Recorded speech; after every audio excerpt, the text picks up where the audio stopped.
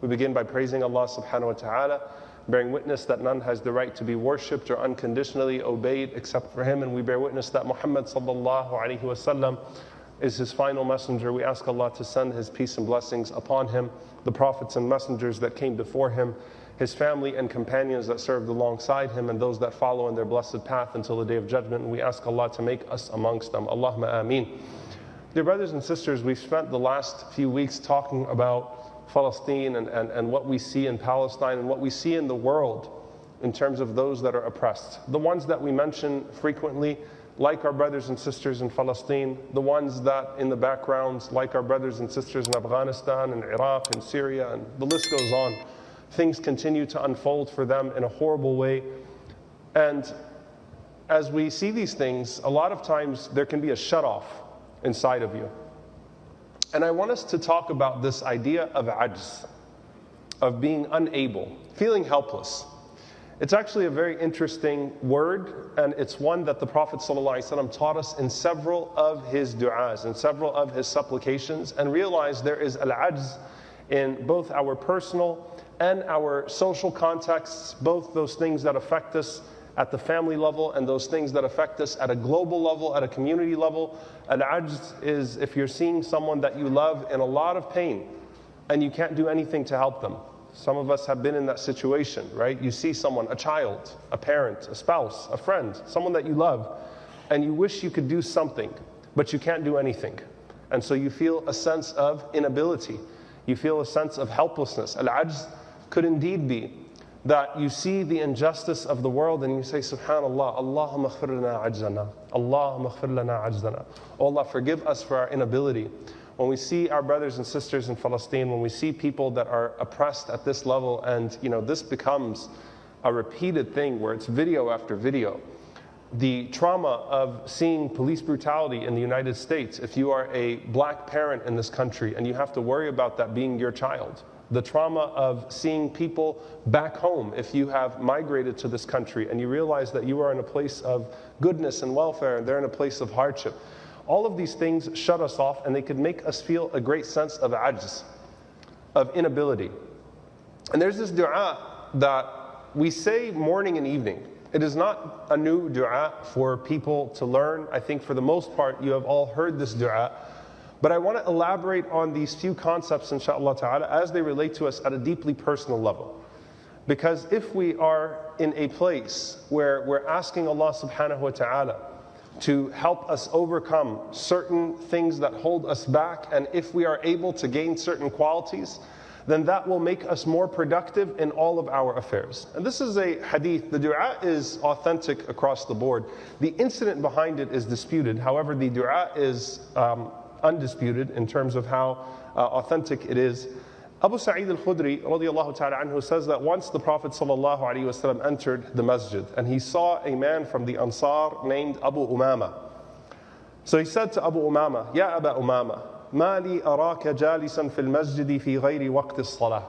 Oh Abu Umama, why is it that I see you sitting in this masjid at a time that is outside of the prayer time?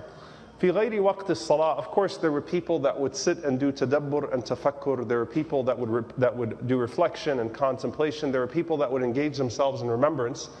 But Abu Umama looked like he had a lot on his mind, a lot on his heart. He was at the salah at a time, or at the masjid at a time where he typically was not at the masjid before. And our Prophet sallallahu alaihi wasallam, who had enough on his plate, adds more to his plate by going and asking people how they're doing. Now that's something, by the way, that should not be missed in this hadith. Rasulullah sallallahu alaihi wasallam, you can imagine when he came to the masjid, how much he's carrying. When he leaves the masjid, how much he's carrying. And sometimes you don't ask someone how they're doing because you know you're going to get into a long conversation. You know that this is going to prolong itself. I might regret getting involved because I don't have time to deal with this right now. But our Messenger sallallahu alaihi wasallam would ask people about them. He would ask about people that were missing, and he would ask people that were there, but they seemed to be in a different place, that were physically present, but emotionally, mentally, looked like they were somewhere else. So why is it, O Abu Umama, I see you in this situation?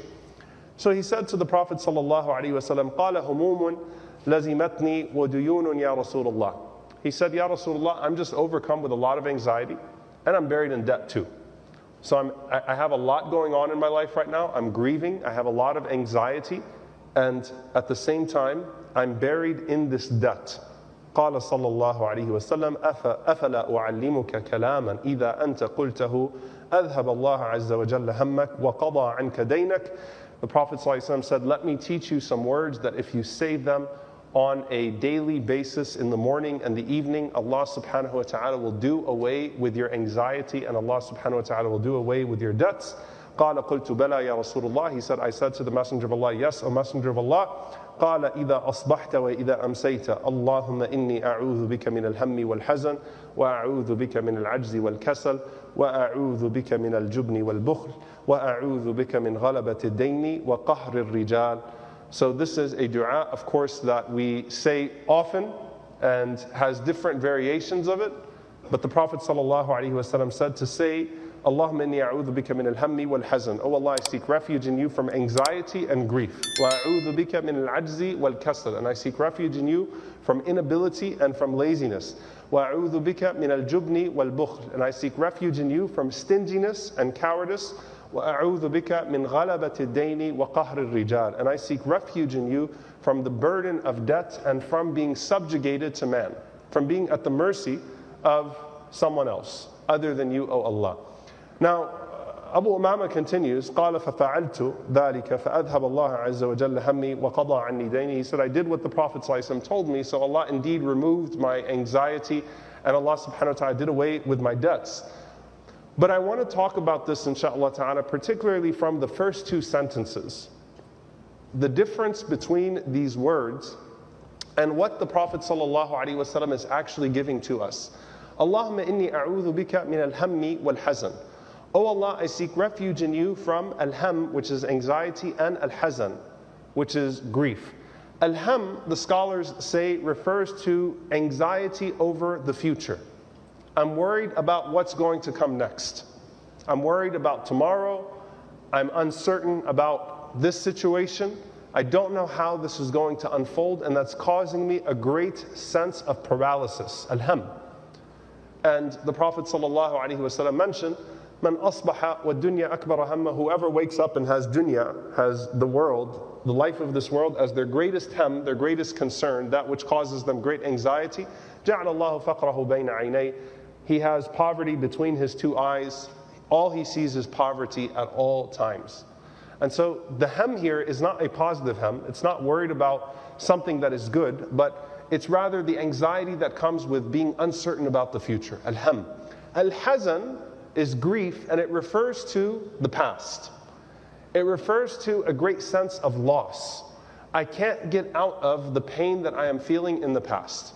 And so basically, subhanAllah, you're asking Allah subhanahu wa ta'ala to remove the concern of the future and the burden of the past so that you can be more productive in the present. Because at the end of the day, both of these things paralyze you. They both stop you from being able to move forward. And sometimes we might think that we should feel a sense of guilt for moving on from something.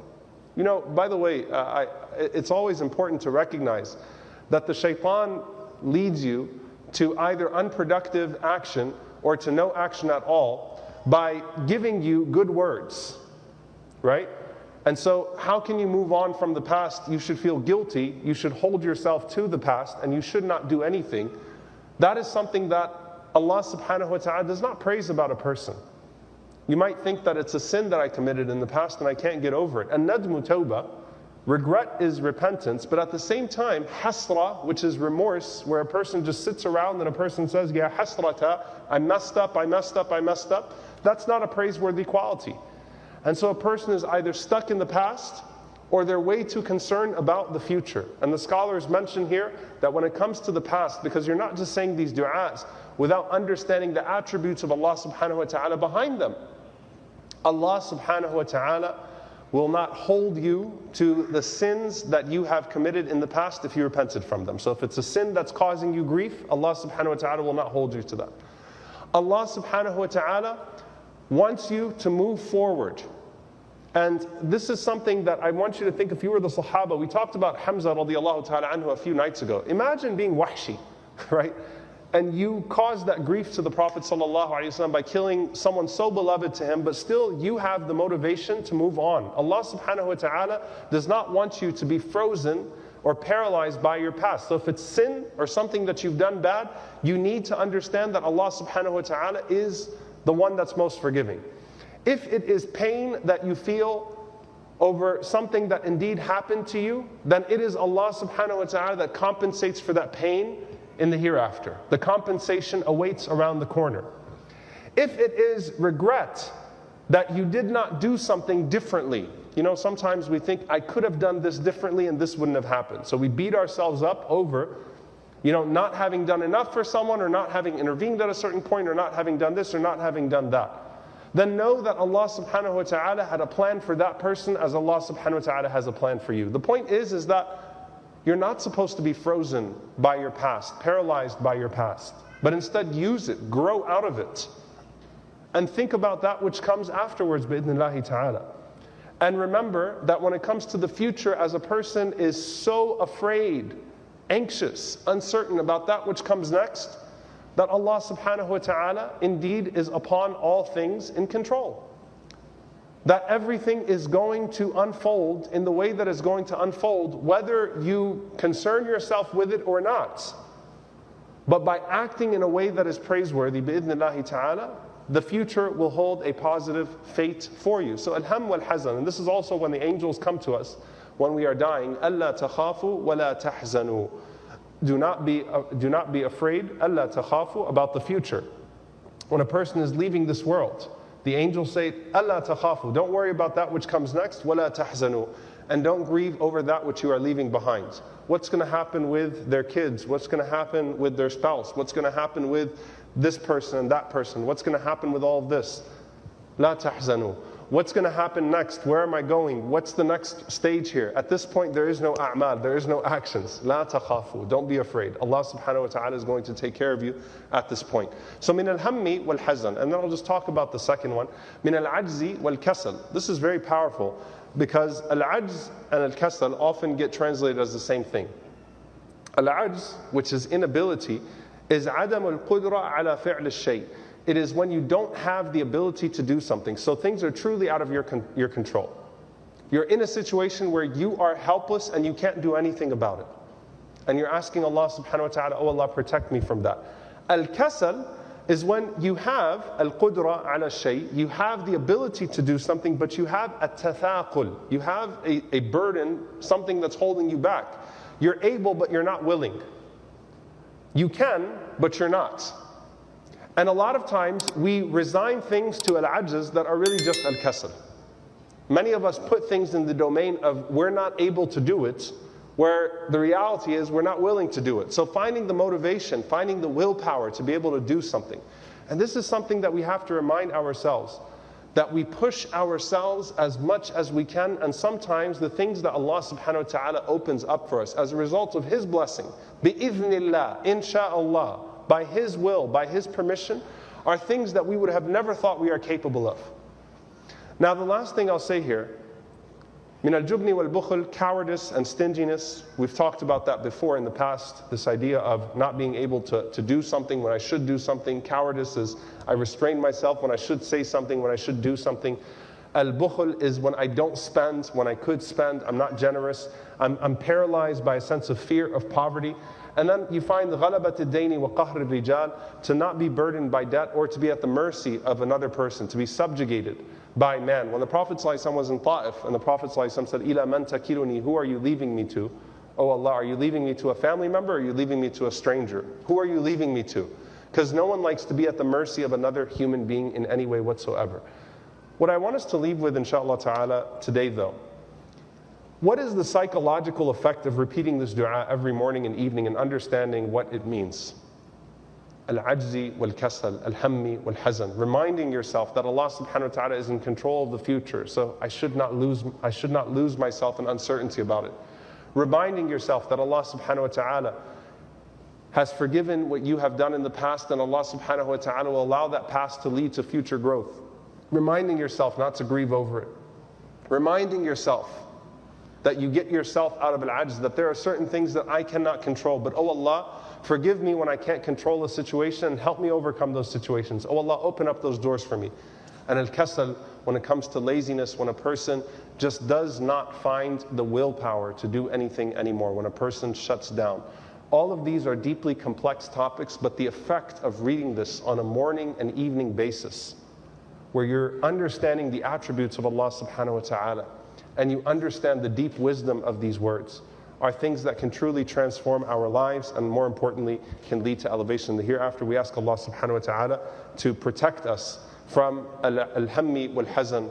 نعوذ بك من الهم والحزن ونعوذ بك من العجز والكسل ونعوذ بك من الجبن والبخل ونعوذ بك من غلبة الدين وقهر الرجال. اللهم آمين. أقول قولي هذا واستغفر الله لي ولكم.